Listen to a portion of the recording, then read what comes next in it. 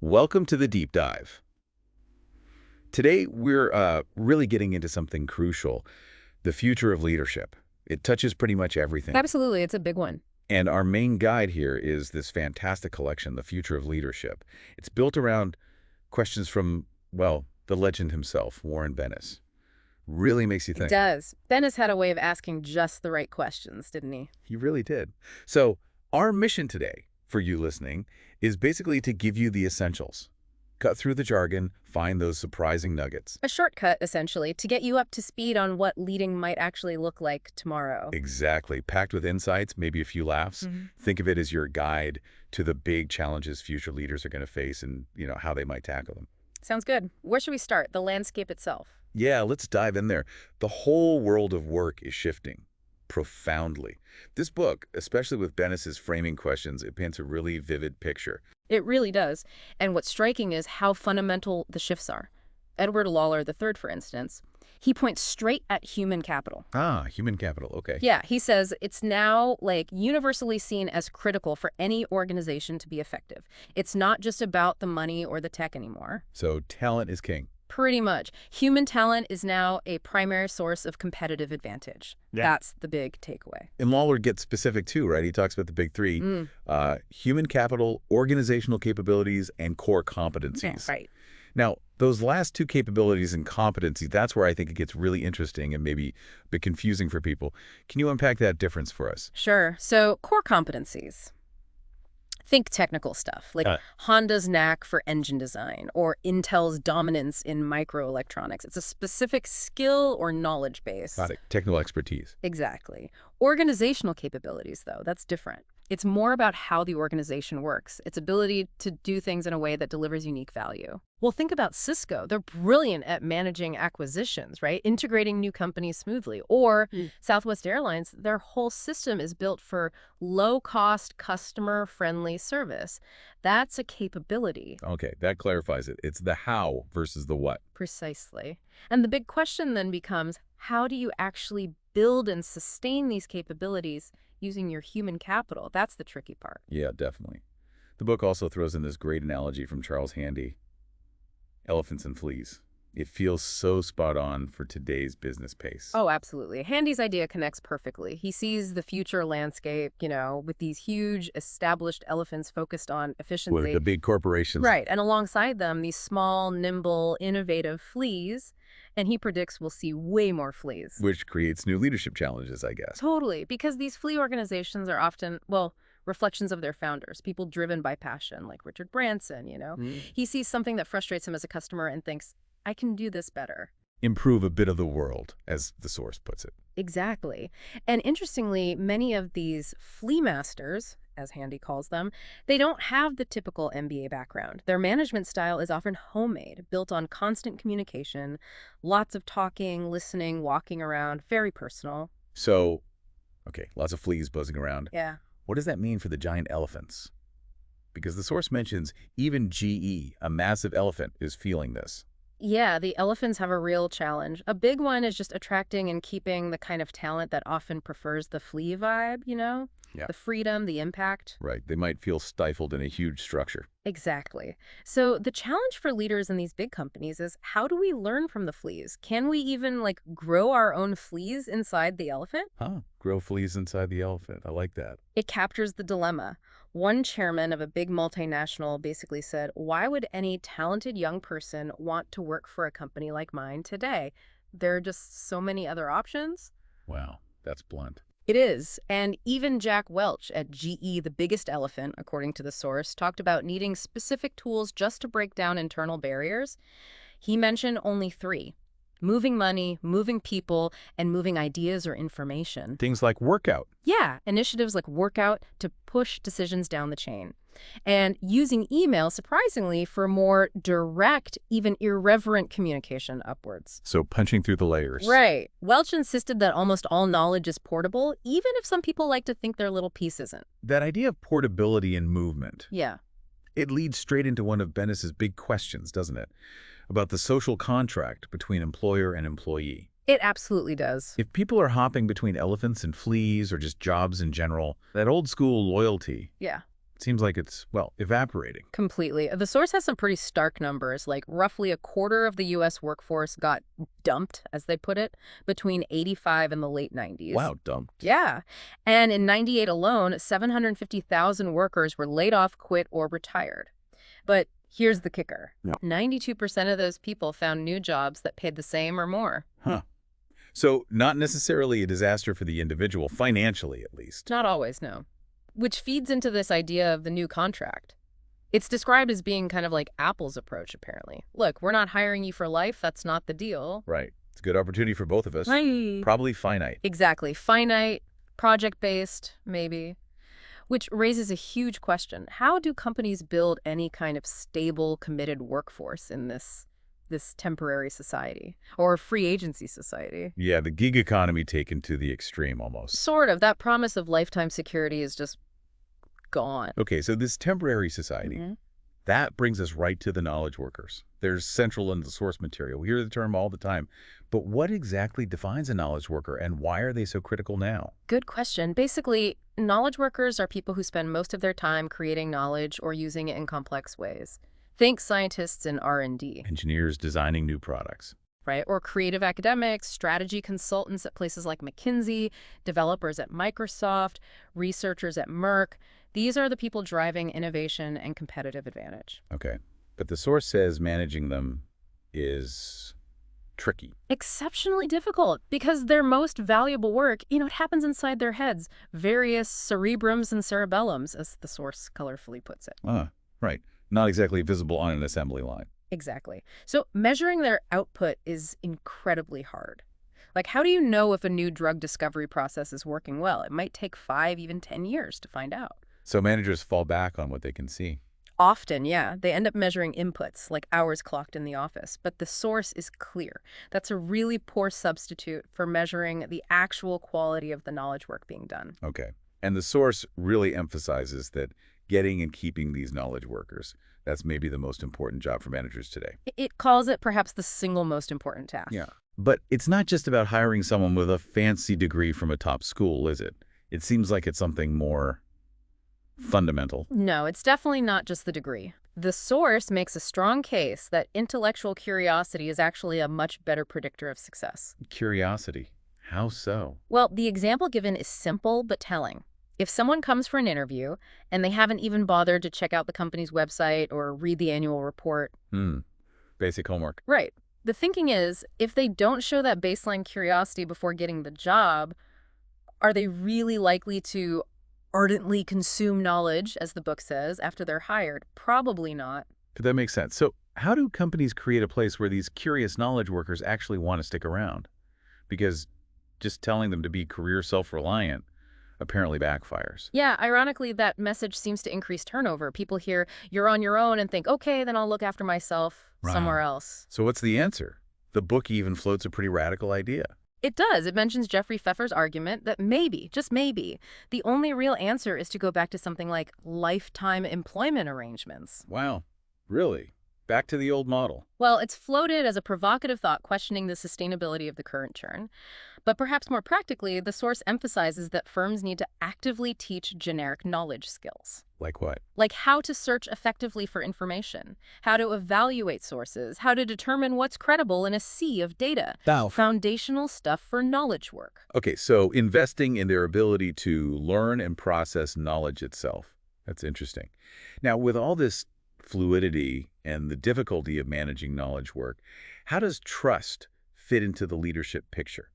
The source really flags this as critical, hard stuff, not soft stuff. Oh, trust is absolutely central. As organizations become more boundaryless, more networked, those traditional command and control hierarchies just don't work as well. Things get done through collaboration. Exactly. Yeah. Work depends more on cooperation than control. Yeah. And cooperation, well, it runs on trust.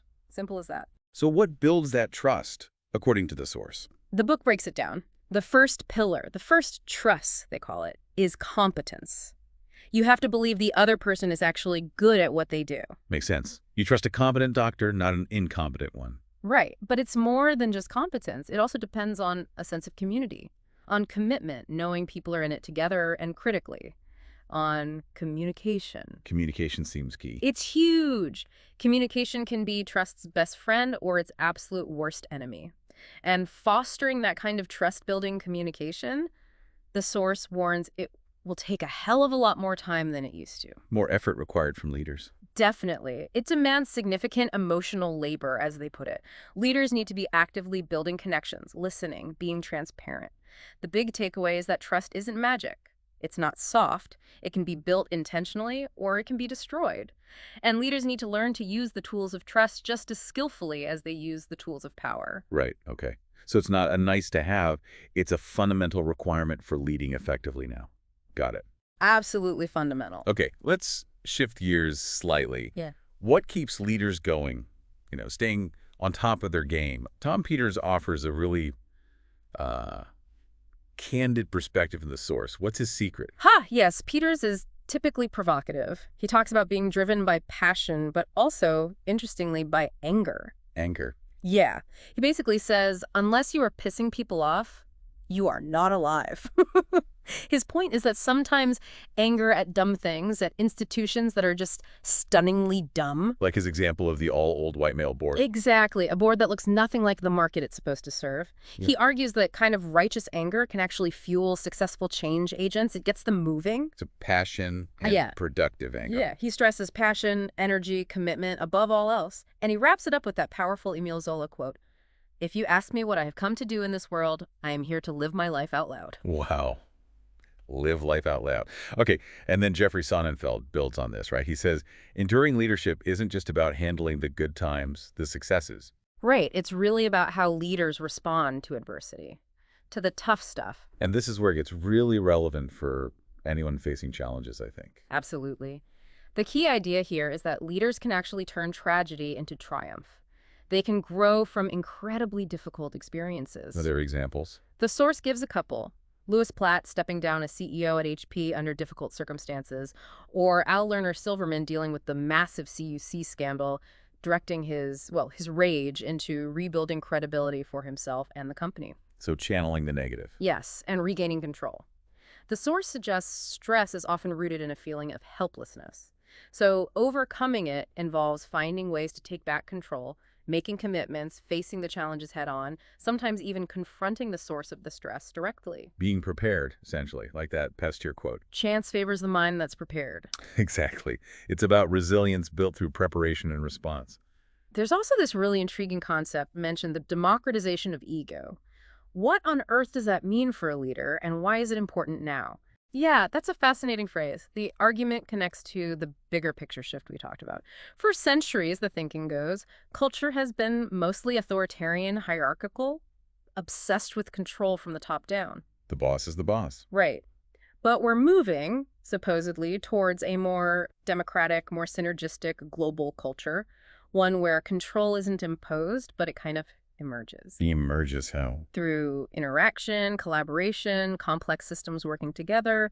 And in that kind of environment, the traditional despotic ego of a leader, the one who needs to feel in control of everything, can actually get in the way. How so? Because they might sacrifice the real vision, the potential of that emergent process, just for the feeling of being on top of things, of having everything buttoned down. So democratizing the ego means? It means being more comfortable with things not being perfectly planned out, being okay with what looks like chaos sometimes, trusting that order and control will emerge from the process itself, rather than needing to dictate it all. That sounds hard for a lot of traditional leaders.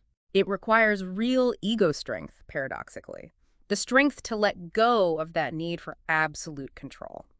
It also means being able to criticize and, crucially, be criticized. Like that example of the CEO who thought he was beyond leadership development. Exactly. Contrasting with companies that have a high leadership quotient, or LQ, they focus on boosting the collective leadership capacity, not just fixing individuals. The nugget, really, is that leadership in this complex world is much more about enabling and facilitating than directing and controlling. Okay, so If leadership is changing like this, less top-down control, more emergent, more trust-based, what does this mean for developing the next generation of leaders? The source looks at this too, right? What young people want, what's needed. Yeah, it tackles that head on. Where do future leaders actually come from, and what do they look for? The source suggests young people, especially Gen Xers were highlighted, they're not really looking for the old corporate paternalism, the company taking care of everything. What do they want instead? They want responsibility. They want excitement, but excitement based on real challenge. They want a workplace that values quality of life and one that genuinely encourages and rewards creativity. And the leaders themselves. They want leaders who are open-minded, who champion diversity, who know how to foster real teamwork, less command, more collaboration.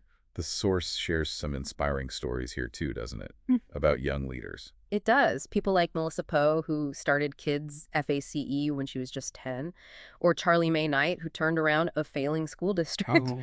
Yeah, it shows that leadership often starts with just doing something, taking action, and it can emerge from anywhere, often even when adults aren't taking young people seriously.